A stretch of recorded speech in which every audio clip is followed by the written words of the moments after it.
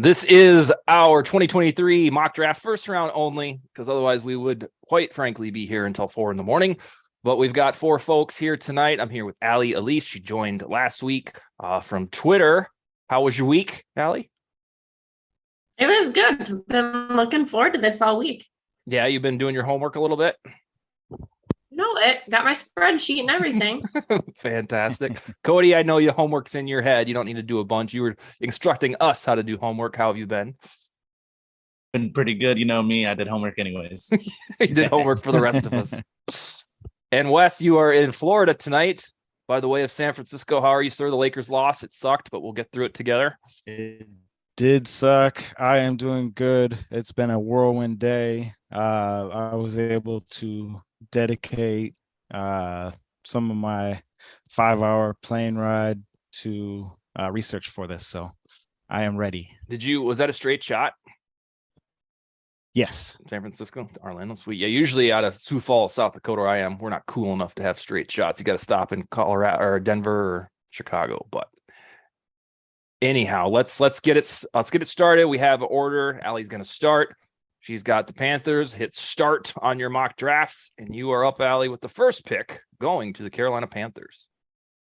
Okay, well, I don't think it's too much of a question. I don't know, maybe it is for others, but Carolina's going to take Bryce Young with number 1 over pick. And it's quite wild because about 3 weeks ago, CJ Stroud was slightly the favorite to go first overall. And then like this weekend hit.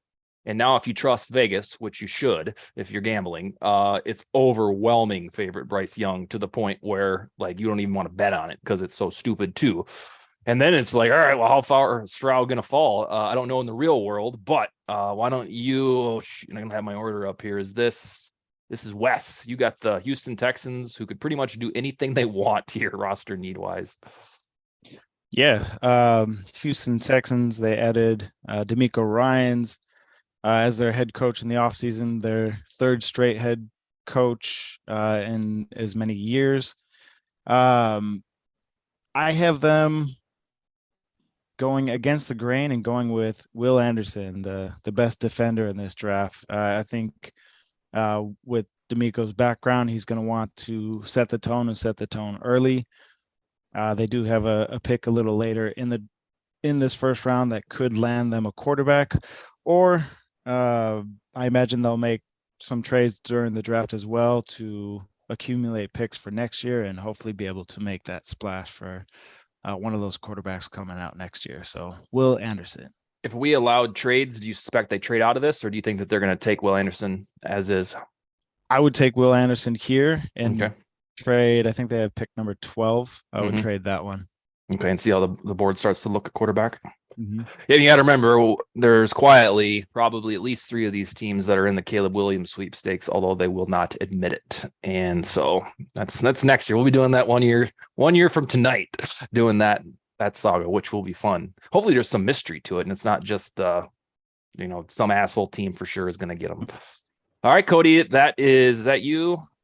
Yes, it is. That is you with the Cardinals, the most mysterious of the top 3. And we agreed we agreed no trades because it's too dicey. So what would you do if they somehow stay put? Wes actually made this pretty easy on me by taking Will Anderson Jr. I really wanted to go Tyree Wilson here. That's who I select. This is a guy who could play every down in a class that doesn't have Will Anderson. It's not that Will Anderson wouldn't be missed, but Tyree Wilson would do a damn fine job of filling his spot as the top defender taken off the board. Obviously, I think the Cardinals trade down here, but this definitely starts the Texans' ideal scenario, because now you're looking, hey, we only got 1 QB taken in the first 3 picks. This would be a pretty crazy difference to what we were predicting just a couple months ago whenever I was saying we might have 3 quarterbacks in the first 3 picks, 4 quarterbacks in the top 7 picks. This looks like this would be the yin to that yang, the complete alternate reality. But I love the Bryce Young pick here. I do think, for what it's worth, that someone's going to trade up here. Probably, hopefully, the Lions. But who would have thought CJ Stroud available at pick number 4? Let's see what the Colts do here. Yeah, it's not going to be for long. But so you officially took Tyree Wilson? Yep. Okay, let me lock that in. So I don't know how to read the Colts room, but I should be able to read them better than none other because Jim Irsay tweets about it like every day about what they're going to do, which I don't really understand why he does that. But looking at this board, I know they like Levis. Good for them.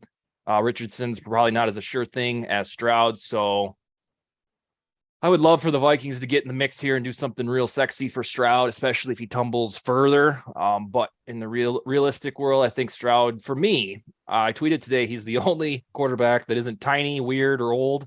So I'm going to go Stroud to the Colts. And they finally, after Andrew Luck shockingly retired on them 4 summers ago, they're done with half-assed quarterback solutions and try their young guy, which they usually have pretty good luck at. And that brings us to Allie with the kind of mysterious Seattle Seahawks here. Yeah, you guys have already kind of thrown me for a loop. Because I know Will Anderson, I think, had the most recent visit. And that was if Arizona didn't trade back. Mm-hmm. Will Anderson going to Seattle. So, I'm kind of with Cody. I think they will trade back. Then my second thought was Tyree Wilson. So you guys are kind of just screwing me all over the place here. So yeah, Cody. I still think if this is where the draft's going to fall, they are still going to prioritize an edge rusher. So let's do Lucas Van Ness. Oh my goodness. Okay. Solid. I love that pick. Yeah, let me go. Number 14 on the NFL mock draft database. This is a classic flip. Everybody on their heads type of draft. Everybody's talking about these QBs all offseason, these running backs, Bijan this. And here we go. That's 3 defensive linemen in the top 5 picks. That's crazy. I've never seen this before. With trades in play, which we don't have, Cody, you said the first 3 quarterbacks. It could be first 4. If whoever hops into the Cardinal spot. So yeah, now it feels like that's not going to come to fruition in real life, but I'll still believe it when I still think that these quarterbacks are going to fly off the board, but can't believe in this pre-draft smoke. Wes, that is to you with the upstart Detroit Lions. All right. So the Detroit Lions, they are also in need of an edge. But there is a little more pressing need for them, and that's at cornerback. I will have them take, we'll do Christian Gonzalez out of Oregon, defensive back. Wow. And that, let's see, Witherspoon still has to go. Jalen Carter has started a little tumble. I don't know if Cody will let it keep going. But yeah, Gonzalez is so good, you guys. Mm-hmm. He's gonna be like a Patrick Peterson clone. Yeah, I not want to see that in Detroit. Nope. Well, no matter what, there's gonna be something you don't want to see in Detroit from this pick. So, oh yeah, I guess the only thing would be some offensive linemen, but they don't think they really need that. Which the biggest goof they could possibly make with a flawed character this time, because the top of the draft is pretty decent outside of quarterbacks. It would be like maybe Peter Skoronski if you try to play him at left tackle. Otherwise, most of these guys don't really have very many holes. Yeah. So it's kind of pick your poison. In fact, the Lions are so stacked with picks this draft that if they do this wisely, which they probably will, you think they're good now. Wait until you see their draft haul. I just hope they don't go edge with their first pick. Yeah, because then I don't want them to. Yeah, they'd have kind of almost like a 49ers feel where the defensive line would be murderous and there's nothing you could do about it, even with O'Neal and Darisaw. Those would be wars twice a year, though. My goodness. All right, Cody, that's to you with the Raiders. Are you going to make it weird like the Raiders, or are you going to do it smart? I think that the Raiders will, at this spot, they got Jimmy G in the building and they could really use a quarterback. If CJ Stroud was to fall to 7, I do think that they would for sure pull the trigger on that. CJ Stroud is the perfect type of rhythm and timing passer for that McDaniels offense.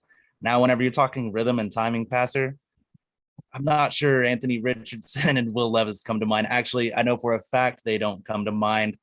As much as Raiders fans would love to see some type of hope after Jimmy G, I think that they look towards building against the division, kind of like the Lions did with Christian Gonzalez versus Justin Jefferson for the next 5+ years. I think the Raiders look to Illinois and take that cornerback over there, Devin Witherspoon. Oh, okay. Love that one. Yeah, so we are allowing the Jalen Carter fall to happen, which has kind of long been forecasted. And that brings me to the Falcons. And I can't decide if I want to pair Bijan with Kyle Pitts here. And I have a fear, though, they're just going to ruin Bijan and just play Tyler Algier just because that's what they do. Falcons need an edge, a wide receiver. It's too early for a safety. Yeah, they were hoping for Lucas Van Ness right here, or Yeah. Tyree Wilson would be a dream scenario for those Falcons. Yeah, this is tricky, and I think it's too early. This could be Jackson Smith and G-Bub, but I don't know if he goes this high. I don't know if he's that good. I will go Anthony Richardson here so that he and Ritter can have a camp battle and see if Richardson ready. Anthony Richardson to the Falcons. Like, Definitely one of the best landing spots for Anthony Richardson. You for sure want to see him go to a team that practices RPOs and runs the ball a lot. So a team like the Falcons, a team like the Titans, even the 49ers, but of course that's not going to happen. But definitely a team kind of like that. This guy could truly be unleashed. His biggest problem is the way he throws the football. And an offense like that, it's not going to be as big of a problem. Speaking of the 49ers, even though it's off topic, one of you guys has got to answer this for me. If they are listening to offers on Trey Lance, they have Mr. Purdy, who could be out for 2023. Are they really just going to go with Darnold? Yes. yeah. I think that Darnold, this guy, he analyzed where he could land this offseason, and he picked the offense that's perfectly suited for his talents. I mean, you heard me on here dishing on Sam Darnold over the past year, like really bad, but I mean, if he was going to revive his career anywhere, it'd be over there for sure. They say that Trey Lance and Sam Darnold are going to split reps in training camp. Yeah. Which is damning to my Trey Lance fandom. I was going to say, I don't know how many altered pictures I've seen today with Trey Lance and a Vikings uniform. Oh yeah, I love it. These guys know I predicted Trey Lance to win the MVP last year, so I'm at this point of trying to be a good analyst by using new information given to me, but also being a homer. As much, but as far as Viking, oh yeah, I'm cool at a good cost. As someone who watched Trey Lance, because I went to North Dakota State, like I want him. I want him on this team, but my gut's like, something tells me it's just not the right fit. I mean, I loved him. I mean, I grew up with Carson, like literally I grew up with Carson once, but they just kind of have the same like ick factor for me of injuries. So I'm not going to be mad, but I'm going to be concerned. Yeah, especially after we've been spoiled with Kirk Cousins. Mm-hmm. Man, we've been spoiled. And and Lance he would be like a rookie in this draft class, if you can believe that. That's weird. It's cool, but it's weird. He'd be more affordable if the Vikings were interested. And there's actually a way where they could have both, keep Kirk and Lance, just start grooming Lance as if he was the rookie. It'd be a little weird for the progression of his career, because then you'd have Lance on a rookie deal for 1 year plus 5th-year option, blah, blah, blah. But it's weird to me that the 49ers would entertain getting rid of Lance when they just had quarterback injury woes. And then they're like, you know what, guys, we're going to Super Bowl. We're going to do what Sam Darnold is what we figured out after our little group exercise. That sounds weird to me. We shall see. But all of a sudden, we're at the number 9th pick, and you're up, Allie. The Bears have an opportunity to get the guy that they might have got back in January if the draft was held, was Jalen Carter. But what shall you do for the Bears?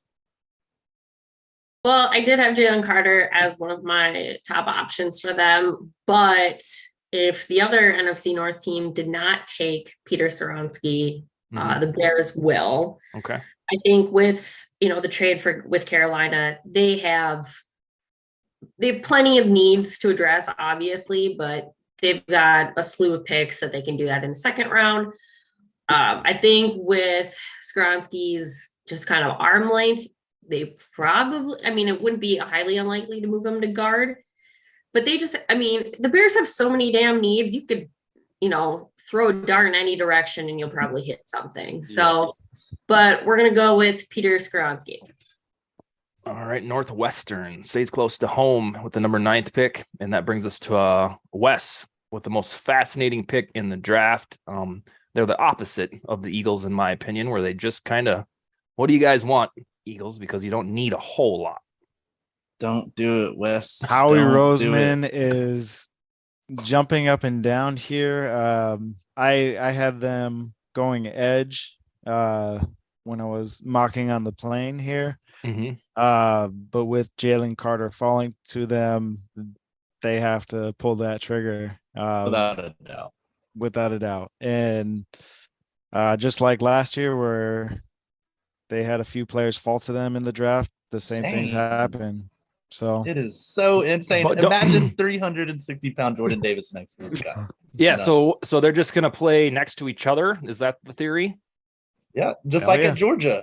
Oh yeah, it's crazy. I just realized they both literally have already played next to each other. I don't understand the Eagles. I mean, something happened a couple years ago when Howie became GM. He struck a deal with something because this guy, he's good and he's lucky. Struck a deal with the devil is what I'm gonna get. Yeah. So you lock it in, Jalen Carter to 10.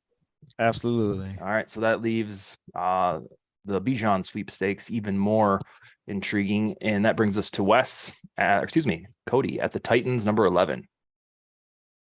Yes. So speaking of Trey Lance earlier, I think this is at a point probably the most that the 49ers could possibly get for Trey Lance will be this pick right here. I think that when you're talking about Trey Lance trade scenarios, someone goofed up and they overvalued the guy. It starts with Tennessee at this pick. I think that they can get him for cheaper than this pick. They might even get him after the draft. But I would be looking for Trey Lance to go here. They do have a new GM in Tennessee. He is from San Francisco, part of the same brain trust that traded 3 first-rounders for the rights for this guy. So with that being said, I have right here, and I predict starting with the Bears pick of Peter Skoronsky, we're going to have a big run of offensive tackles, I think, from pick 8, probably even going all the way up to Green Bay. So I think that these offensive tackles might start flying off the board. Let's go with Paris Johnson Jr., Ohio State to Tennessee. And all right, they have a big void at left tackle. I mean, I'm not even sure they have a backup left tackle at this point with the release of podcaster Taylor Lewan. Still unsigned, yeah. It's weird. He doesn't Still even unsigned. look like a tackle anymore, which I don't blame him. Go from getting in car wrecks to traveling college football. That'd be a blast. Mm-hmm. And that brings me to 12 with a choice between Levis and JSN from Ohio State. I have no way of knowing if the Texans are ready for the Caleb Williams sweepstakes, because what they'd be doing is having a camp battle between Davis Mills and Case Keenum to figure out what they want to do. But with DeMeco in his first year, I don't know if he just wants to say, screw it, gentlemen, we're just going to go 4-13 for vibes. So, and they still might do that. But I think they'll have a more upward trajectory if they give it a whirl with Will Levis here. And I will go with him. That pick. Number 11, and Wes's little prophecy from 15 minutes ago was correct. Yeah, look at the Houston Texans here. Got the top defensive player off the board, and then got a guy that a lot of people are predicting that they're considering, at 2. And the Colts are considering at 4. The fact that they got Will Levis and Will Anderson in this draft, it's going to change the future in Houston, and they're going to be a legit team this year too. I don't know if y'all have seen the additions. I mean, they could win 6 or 7 games this year, especially you got a competent quarterback. Oh yeah. Yeah, and I think it's fair that since Levis had his little junior tumble, I think it's fair for DeMeco Ryans to get, I think that they would like him. That's why I picked him, and not just, the Davis Mills experience to start his career. Although the Caleb Williams sweepstakes is intriguing. That brings us to Allie at number 13 with the Jets, who presumably would have Rodgers probably by this pick is not happening. This pick's not happening because over Aaron Rodgers' dead body, is he going to let the draft take away his spotlight, and this trade's going to happen during the draft. It's going to be like this scripted perfect picture moment for him. So this pick's not happening. But if it does, it's the Packers, you mean? Yeah. Yeah. Okay. He's gonna go out on the stage with his Jets jersey and hug the commissioner. But if it did, they need an O-line to protect Aaron Rodgers. So yeah, eventually when they do get him, that's one of their biggest needs. The two, I think the two main guys that they have right now, the two starters, like they're question marks as it is. And I think they're moving, Elijah Vera Tucker back to right guard, according to the head coach. So with kind of how everything's fallen so far with Skoronski and Paris Johnson Jr. gone, I'm gonna go Broderick Jones. Great pick. you like Georgia Thank guy. you. Yeah, well, I mean, not only that, I definitely think these offensive tackles are going to surprise some people. I'm thinking we could have 6, 7, 8 offensive tackles go in the first round, not even interior offensive linemen. Same with corners. A position is going to get squeezed out of this first round, and it doesn't look like it's going to be quarterback, cornerback, or offensive tackle. Wes, the Patriots, number 14, have all sorts of options here. Now that the quarterbacks are gone, I don't know what will have done with Mac Jones by then. But yeah, you can get Bijan, you can get Jackson Smith and Jigba, you can get a cornerback, an edge rusher, everything. What do you got? Don't do it. Patriots, Don't take my guy. They need wide receiver, inside D line, edge, and cornerback. I don't think that JSN would go here.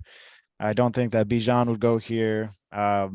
This is a prime spot for Belichick to get his next defender that he can hang his hat on, and I have them going Deontay Banks from Maryland, cornerback. Ooh. Oh man.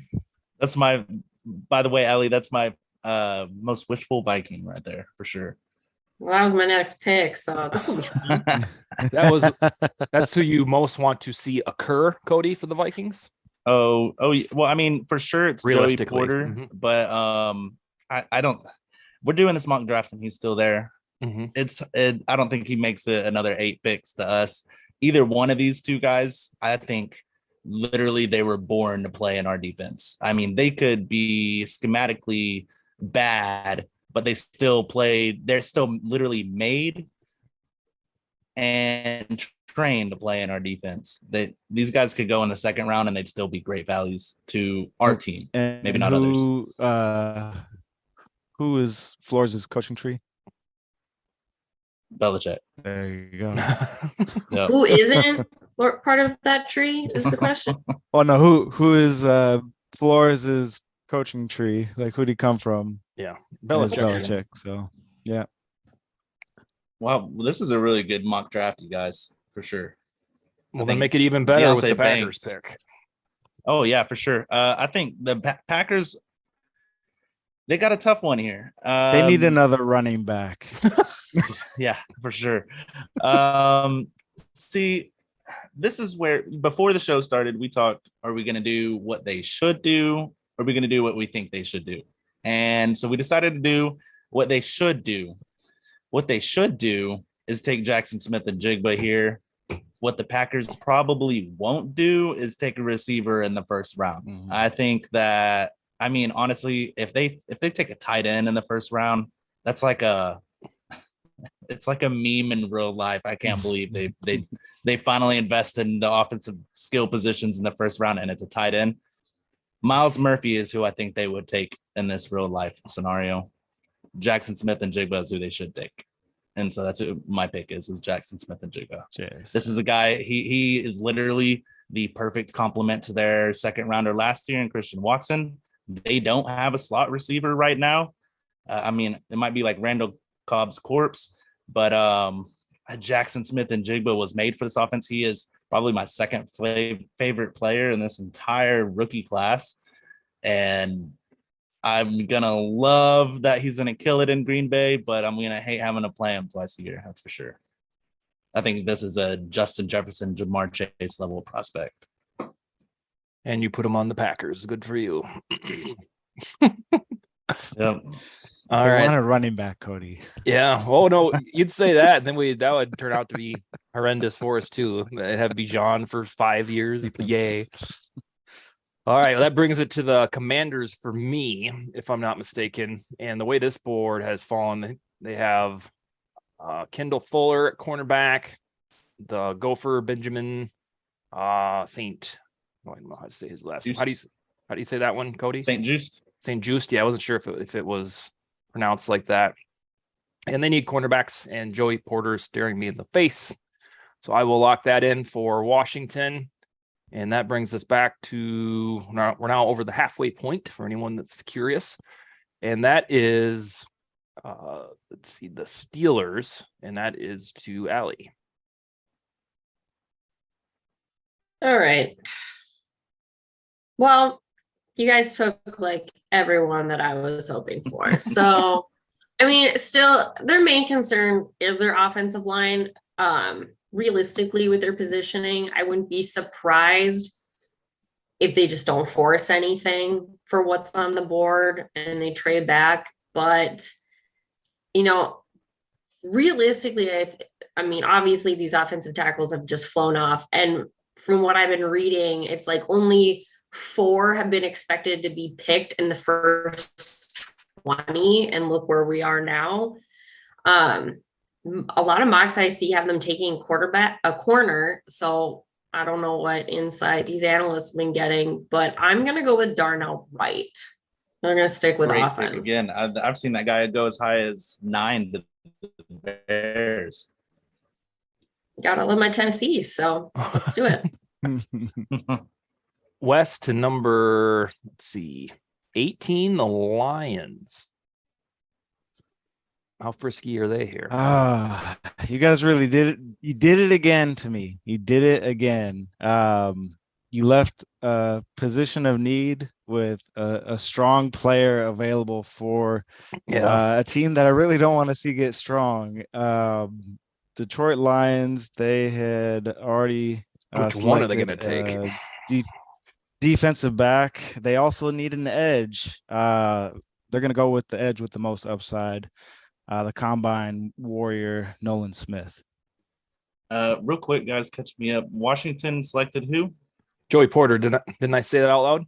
Oh, my bad. I must have missed it for a second. I'm sorry. No, I thought I got it now. You did.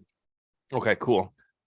So Wes's little Wes's little nightmare comes true, and that now it's Hutchinson and Nolan Johnson for a very long time against these Purple Vikings. And that brings us to Cody with the Tampa Bay Buccaneers. Okay. And that Detroit pick was Nolan Smith. Sorry, guys. All right. And then for the Tampa Bay Buccaneers, this is probably the first team on the board so far that we've had that it's a nightmare scenario for. This is a team that's really hoping one of these offensive tackles are going to fall to them. They're waking up from a bad dream. They're all gone here. The Tampa Bay Buccaneers. I mean, you could count offensive tackle as 2 needs before, or at least offensive line as 2 or 3 needs before any other position. They don't have a quarterback on the board they can get here. So this is also a good spot for Bijan. For me, it comes down to Brian Branch or Bijan Robinson. I think that Tampa Bay is so far away. They don't need a running back here. Let's take the best slot corner in the class, but also potentially the best safety as well. We're going to go Brian Branch here at Tampa Bay. Yeah, see, this is the kind of scenario that I'm worried about because I think there's steam for the Vikings' sake to get Brian Branch because we talked about the coaching tree for Belichick and Flores. Flores also likes Alabama Crimson Tide dudes, or at least his general manager did Miami because they drafted a bunch in his 3 years there. And this is why I wanted to get on board with the prediction of Brian Branch to the Vikings, but I just don't think he quite falls all the way to 23, gets past the Packers, gets past Belichick, gets past the spot. And that's why go ahead. I do think that's probably the highest he goes, but I mean, we're right in a murderer's row of teams that would love to have Brian Branch on there. We're gonna have to at least move up with Detroit, which would everybody in Minnesota would freak out again. But hopefully we don't move up for a nickelback. That doesn't seem like a crazy move. Yeah. Drafting 2 safeties in your first 2 drafts with your first 2 picks is the antithesis of being an analytics guy.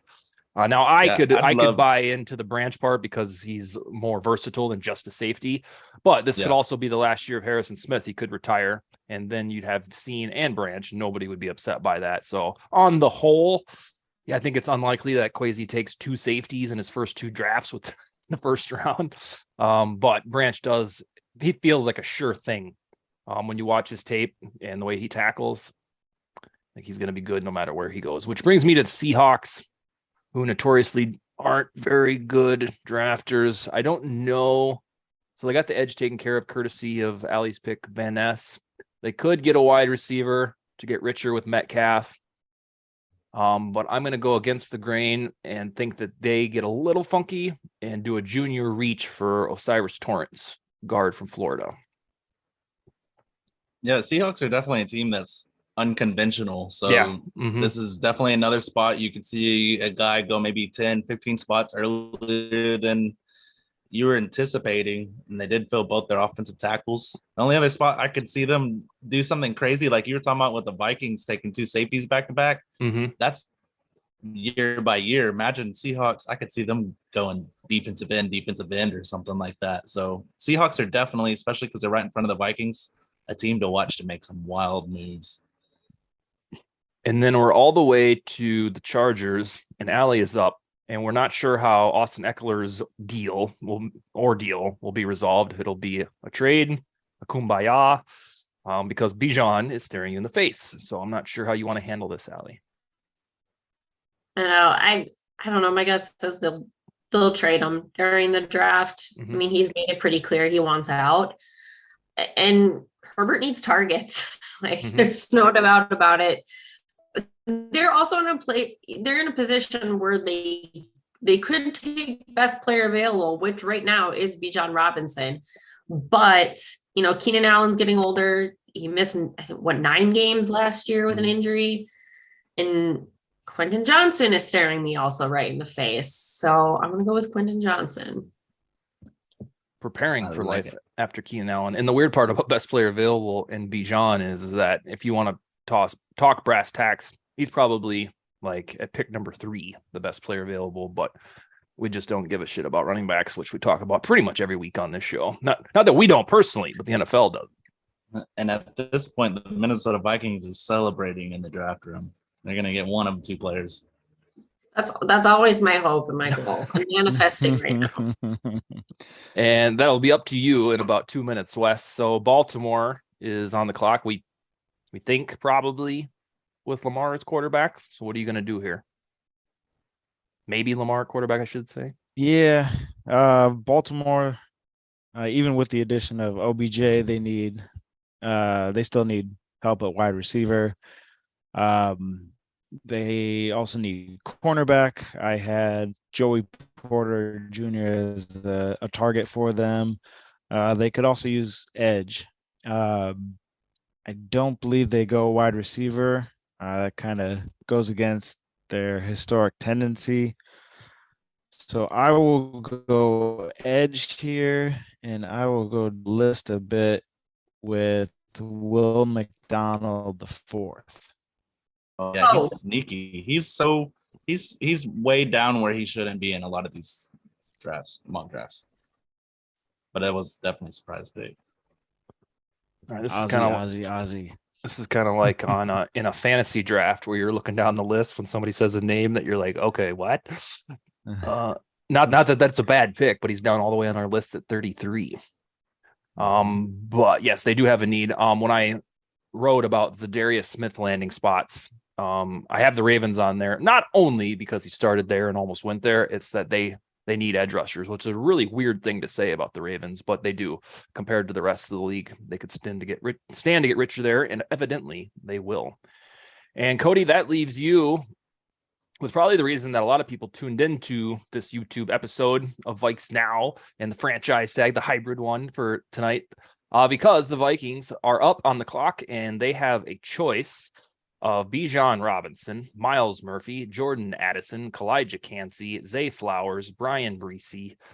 And am I forgetting anybody notable? Probably not at that spot. There's a bunch of other ones that are theorized to go to the Vikings after a trade back, like Kaylee Ringo, Cam Smith, Maisie Smith, Emmanuel Forbes. But Cody, lock it in, number 23, if Kwesi doesn't trade out.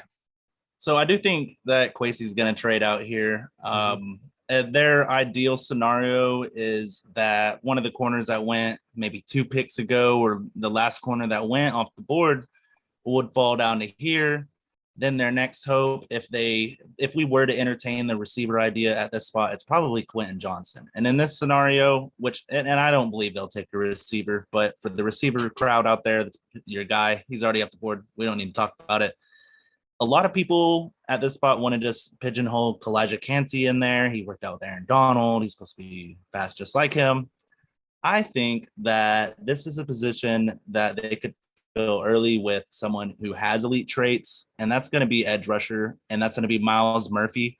I think by taking Miles Murphy here, you, in a sense, could, in a not even a backwards type of way, but in the grand scheme of things, you could be risking your season by not having enough leverage against Zadarius Smith, besides just money. If you have Miles Murphy there as well, and Zadarius Smith doesn't want to show up to training camp, that's fine. Don't show up to training camp. You're not going to get paid. We have Miles Murphy in the building. It's kind of like a similar situation of the Giants and Saquon Barkley. They take the running back early. Saquon got to play. So, I mean, the Vikings, while it's not a popular pick with their first pick, I think you take a guy at this point in the draft with elite traits, look for a corner and those other positions later. Same with wide receiver. I mean, we're in a Mickey Mouse class of wide receivers where everybody's going to be discounted. We need a slot type receiver. So let's just hold off on all that talk. Let's address the edge here. It starts to thin out pretty quickly here. Defensive tackle isn't that great either, but for me, between Kalijah Cansey and Miles Murphy, you definitely got to take Murphy here. It's too many pros. They can't believe he fell here. I mean, this guy has a relative athletic score like dang near 10. Athletic freak at 23, just like Christian Darrisaw. Cody, I love that pick. I love it so much. Appreciate and it. I love Z. And I want him to stay. And I agree. I think, Kwesi is going to trade out, but for how this has fallen, that's exactly what I would have done. So this just means, my goodness, if Zadarius somehow stays, that this would mean the Vikings have Danielle Hunter, Marcus Davenport, Zadarius Smith, and Miles Murphy, which was like, it's almost like, yeah, if 2 of you want to get hurt, we're good. Yeah, what a way and to Patrick help Jones those. is just weird. Yeah, what a way to help those corners too. It's almost like you're adding to the cornerback room because you're giving more juice off the edge to where whatever corner you do decide to take in the 3rd round, it's almost like the value there was actually a 2nd rounder. Okay, so this is tricky now that I'm to the Jaguars. Oh wait, no, is this not me yet? Yes, this is me, right? Yeah. Okay. Yeah, I'm to the Jaguars. I don't need Bijan. I already know where Bijan's going. That's 2 spots from now. If Wes is feeling funky enough. Or if he gets past that, he might get to Cody. Anyhow, if they didn't just get Calvin Ridley, I think this would be Jordan Addison here. They need offensive line help, and they also need they could stand to use a corner, but they need tackle the most. Board didn't fall great for them. I'm going to guess they would trade back, probably able to get Anton Harrison later, but I'll put him in here now for the Jaguars because they need offensive line help. Yep, and the last of that tier. Yeah, that's why it's tricky. Because as we kind of predicted and then brought to life, a lot of those offensive linemen already went. And I'm going to guess he could have been got around the 29th, 30th pick. So We shall see. This brings us to the Giants and Allie at pick number, is it 20? What pick is it? 25. 25. All right, what do we got? I want to screw you guys so badly right now. Oh, you're going to do it, aren't you? I really want to. The Giants don't, hear me out. The Giants don't have a single natural center on their roster. Not one. The only one they actually have listed is a backup. So maybe we see a go here. Maybe some John Michael Schmidt ends up. Yeah, I don't think it's too early. I don't think it's too early. What I think, I don't know. I know we decided on like what I think they will do. I think they'll do Zay Flowers if he's still there. I don't give a shit. I'm screwing with you. I'm going John Michael Schmidt. Man, please don't let the Giants add another 5'9" receiver to that roster. I'm gonna go nuts. Oh, I want to see our big boy center show up in blue. I get a lot of messages on Twitter, and I think it's just because of the hometown. A lot of guys who are like in their 40s and 50s message me and say, "What about the Vikings taking John Michael Schmitz?" And I'm like, maybe, if Spielman was in charge, he'd do something like that. But yeah, I think in this draft cycle, I've had 5 or 6 almost like cookie cutter messages from Vikings fans on Twitter asking me if it's realistic that he would go to the Vikings with their first pick. And I try to say nicely, probably not. But I'm not even sure my pick is realistic. That's good. I'm going for it. All right, Wes, this is the Zekeless Cowboys. Do they take Bijan or does he continue a fall? At this point, yeah, Jerry's probably in his whatever custom suite, high-fiving people and what have you. I initially had Dallas taking a defensive interior player here. One of the players which I had them penciled in for was Mazzie Smith, who Cody and I talked quite a bit about earlier today. He's got all the traits that I'm sure Kwesi would love for a player to bring into Minnesota, but he'd be a prime candidate if Minnesota does trade back. But yeah, at this point, this will stop the Bijan fall. He gets a slot right in place of Zeke. Yeah. Yeah, I love it. I think among general management minds, Jerry Jones probably still has one of the most 1990s brains that there is, because it's the nostalgia of when he was good. And so he'll attempt to replicate that with Bijan if the tumble goes all this far. I don't know that it will. I really think the Eagles might snatch him up, but that's just me. Cody, this is to you and the Buffalo Bills, who I'm sure within 3 months will be talking up as the Super Bowl favorite like we do every summer. So for the Bills here, a lot of people say Bijan, which is definitely a chance. They're really hoping an offensive tackle fell here as well, which is why another big reason earlier I was talking about how they might go super early. There's no way these guys are making it to this pick even. Right here, I got to take Arkansas linebacker Drew Sanders. This is a team that just lost their linebacker Tremaine Edmonds to the Bears. They got a hole there. They already got one off-ball linebacker. Let's send him Drew Sanders. This is a guy this is his first full year playing linebacker, and he was a edge rusher at Alabama. And so he transfers to Arkansas for playing time. They move him to inside linebacker. He stacks up the stat sheet in quarterback hits, sacks, interceptions, pass coverage. The only problem with Drew Sanders is that the league is transitioning right now. Linebackers are probably right up there with quarterback as the hardest positions to develop, because the offenses are made to make linebackers look bad. I mean, RPOs are literally based off of a linebacker's reactions. Drew Sanders, elite athletic profile. You can use him as a Swiss Army knife anywhere. He would be my underrated low-key solid fan of this pick if he was picked by the Vikings, because he'd be great in that defense. Drew Sanders is definitely going to be a force in Buffalo. That brings me to the Bengals, and a little confession here. Because I'm so confident that the Vikings will trade back, I've spent too many hours researching each one of these teams, starting at the Bills on to the Texans with the first pick in the second round, about what would need to be got by the Vikings, or what they'd have to give up, I should say, for the Vikings to trade back. And every time I pull up the Bengals, whether it's a mock draft or their picks, it says that they need a tight end. And that was before, a lot of that was before Irv Smith, but we all know that Irv Smith is a huge maybe. So I will put Michael Mayer in here, and that way he and Irv can have a camp battle to figure out who gets the most targets. The weird thing about tight ends, especially this early in the draft, is they're fun, they're cool, they're going to turn out okay, but they take forever to get going. And so if you want instant gratification, usually doesn't work out for a tight end in year one. And that happens to receivers too. You'll recall Christian Watson didn't turn into a stud until week 7, 8. Yeah, and Michael's about as close as you can get to year one production. Yeah, they use this guy all over the field. Yeah, and that's why I think they got to make up for some of the production with Mixon probably out the door. And not that a tight end is like Mixon, but at least the ball can go somewhere else. And we know Irv will probably get dinged up with something, and Mayer can be the guy. And we are winding down here. We are at pick 29, and that is kicked back up to Allie.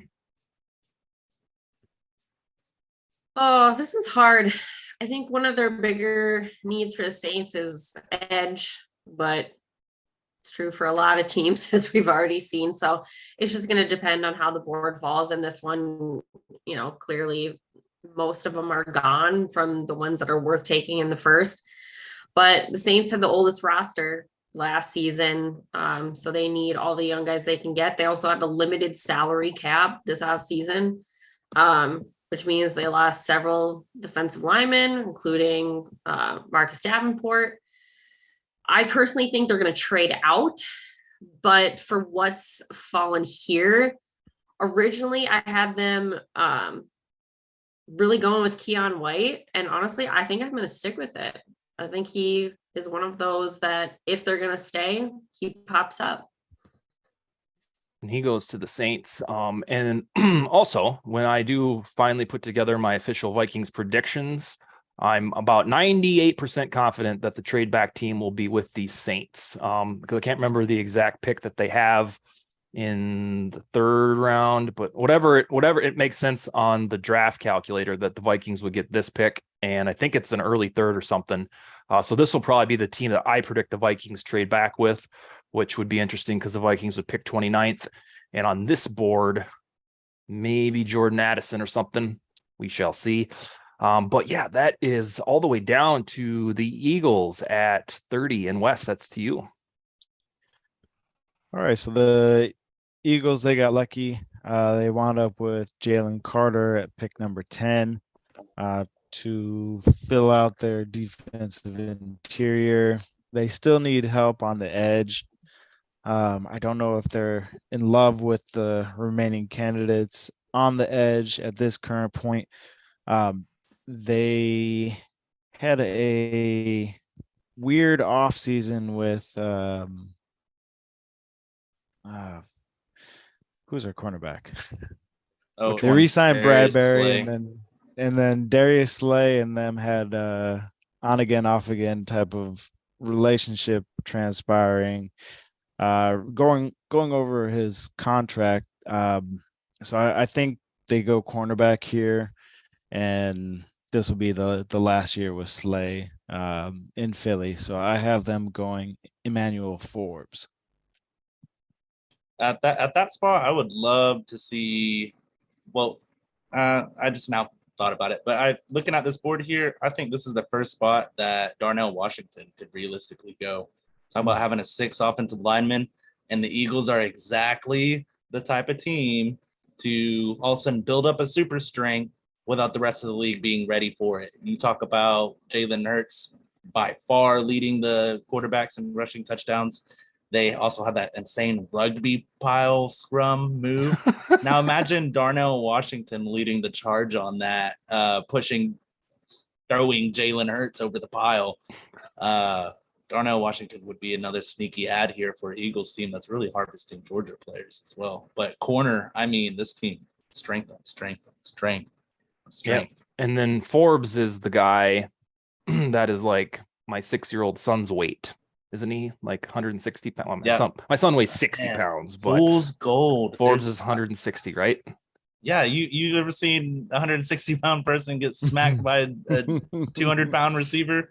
Because I guarantee you, if someone touches him, he's going flying. But I mean, I'm not. You got to find a perfect scheme fit for him. Yeah, I don't want it to be on the Vikings. I don't think he could press. He couldn't press anybody to save his life. All right, and this is to you, Cody, with the second to last pick of our little event, and that is to the Chiefs. Yep. So right here with the Chiefs, I have offense and tackles, their biggest need. Clearly, that's not going to happen here. They've all been taken. A lot of people mock Dalton Kincaid to this spot, which absolutely could work. They have an offense made from his Travis Kelce clone. I think that you're really just cutting your first round pick off at the knees if you spend it on a guy who's going to do a position that's filled at a historically great level. If they do go tight end here, I think it will be a surprise pick in Luke Musgrave or even Darnell Washington. I think that they would look for a tight end that can block to complement Kelce. But let's have some fun here. Let's add a second running back in the first round, and let's go with Jahmyr Gibbs. This is a guy who really should not be considered to go in the first round, but with a change to the modern NFL, he could have a role. He's just a little bit too small, 199. But to be fair, Christian McCaffrey came in at 203. So he could add some weight. It doesn't look like he has a frame for it. But if there was two teams in this league that I would pick to unlock this man, it's the Miami Dolphins and it's the Kansas City Chiefs. This is an unfair pick by the Chiefs. As soon as they make this pick, we're all going to go, oh, fuck. Like, how'd we let them get Jahmyr Gibbs? My comp for Jahmyr Gibbs is Jamal Charles. So I mean, it looks great in my head already. And that is to, let's see. That's it. No, we got one more, don't we? No, the Pittsburgh Miami pseudo first rounder. Miami pick was forfeited. Oh, that's right. That's my bad. All right. Well, yeah, go ahead. Just for shits and giggles, who do y'all think Pittsburgh would take here? I was trying to Elijah Cansey. Yeah, I was thinking that they would probably pick the fanciest defender on the board, a true Tomlin style. So I was looking at one of those interior guys, or if they reach for a little bit for Simpson or one of the edge rushers. You like Simpson, don't you? I think I saw a mock of yours that had him going to the Vikings. Yeah, I'm trying to figure out a way where Kwesi can trade back. And then this weekend, I have to do a long soul search on who I'm going to predict with the first pick. I've gone between, Deontay Banks, Ringo, Brian Branch. I keep thinking it's going to be a defensive back. But then here's the deal. I ask every single person on Vikings Twitter for their draft prediction. And then I get real skewed because everybody's saying wide receiver and Hendon Hooker. And I'm thinking, God, am I insane here?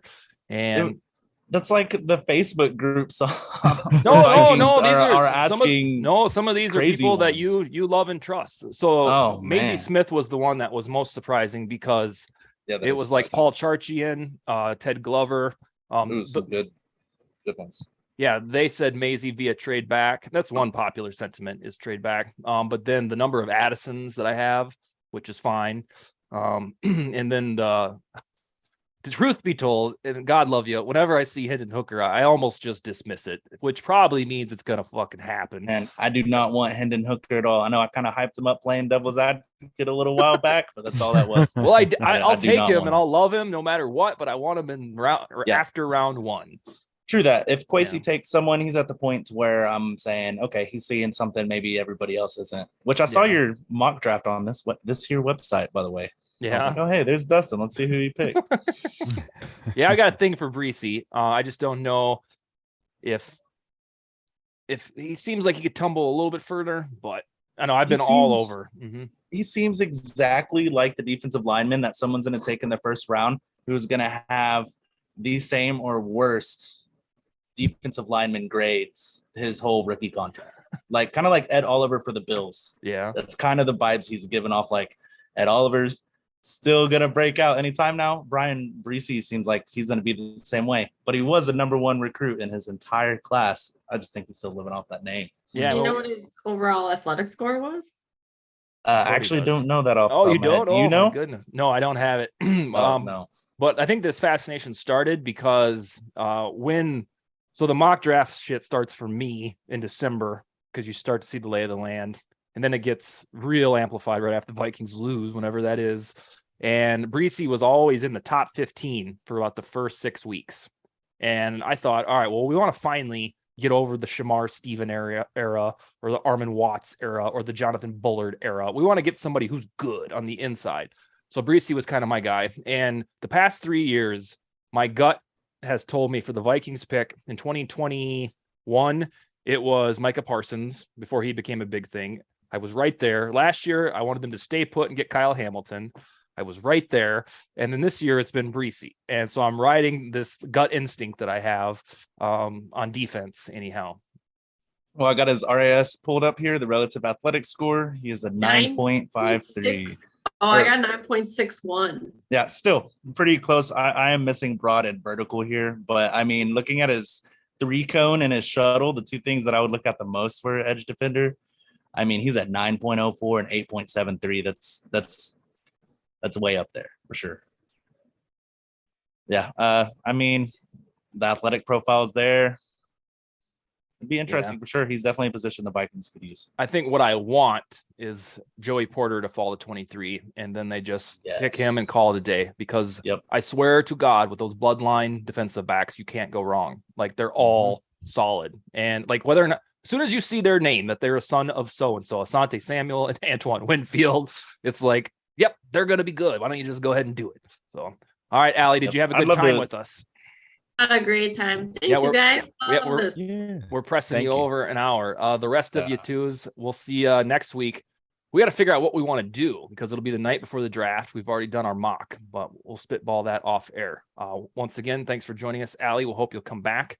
And that's all we got. You guys have a wonderful night. Nice meeting you. Thanks, guys. Later.